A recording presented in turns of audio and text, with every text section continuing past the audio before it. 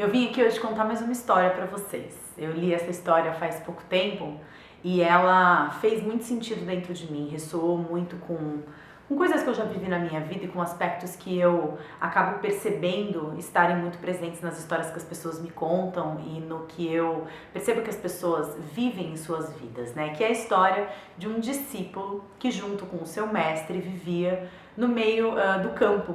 E ele recebeu como missão do mestre cuidar de uma plantação de arroz.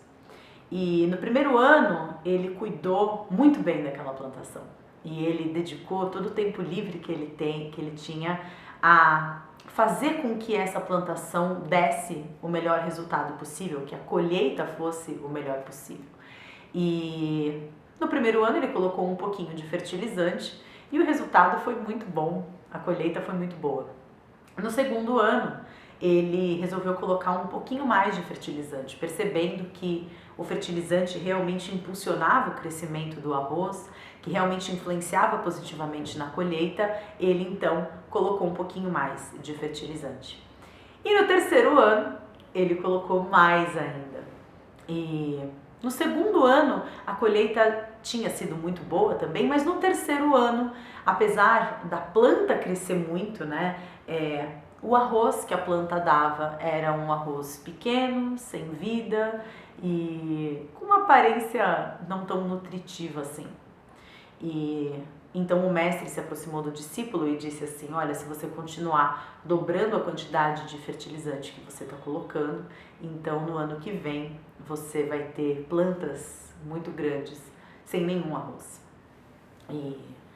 E essa história, ela é uma metáfora de como muitas vezes ajudar o processo natural das coisas pode ser desvantajoso, como o excesso de fertilizante em algumas situações pode fazer com que a planta cresça muito, mas toda a energia que está sendo dada, está sendo aproveitada pela planta no seu crescimento, que pouco sobra energia para o fruto daquela planta, para o alimento que aquela planta está nos dando ser um alimento nutritivo, ser um alimento vigoroso, né?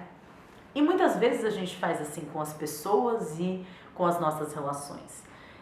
Eu recebo muitos comentários e muitas pessoas que compartilham suas histórias comigo, e eu já disse isso mais de uma vez, é inacreditável como o campo afetivo e o campo da realização profissional são campos nos quais tanto sofrimento existe. Eu acredito que muito desse sofrimento seja pela dificuldade das pessoas em se desapegar, né, em reconhecer humildemente que eu faço até esse limite, daqui em diante não é mais comigo. Eu acho que a gente tem uma necessidade tão grande de ser reconhecido e valorizado e amado pelas outras pessoas que a gente simplesmente não pode abrir mão. E muitas pessoas, elas se queixam exatamente disso. Elas trazem histórias nas quais experimentam um sofrimento muito grande por conta de não conseguir os resultados almejados quando elas decidem ajudar outras pessoas. Existe um vício muito grande em fazer pelo outro. E essas pessoas, elas se queixam porque elas investem muito do seu tempo e muito da sua energia em ajudar outras pessoas, sem perceber que com esse excesso de auxílio, muitas vezes o que elas estão fazendo é dificultando o processo de crescimento individual daqueles que são auxiliados, daqueles que são ajudados. Durante muito tempo na minha vida eu fiz isso com as pessoas. Eu coloquei as pessoas, meus amigos, meus queridos, pessoas da minha família e até mesmo parceiros amorosos debaixo das asas, né? Que nem uma galinha protetora com seus pintinhos. E no momento seguinte eu me queixava quando essas pessoas não caminhavam pelas próprias pernas.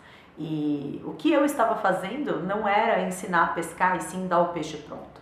Eu acho que muitas vezes, quando a gente se ressente de estar fazendo muito pelo outro e de repente o outro ele não corresponde às nossas expectativas em termos de andar sozinho, em termos de caminhar sozinho, nós nos ressentimos com isso.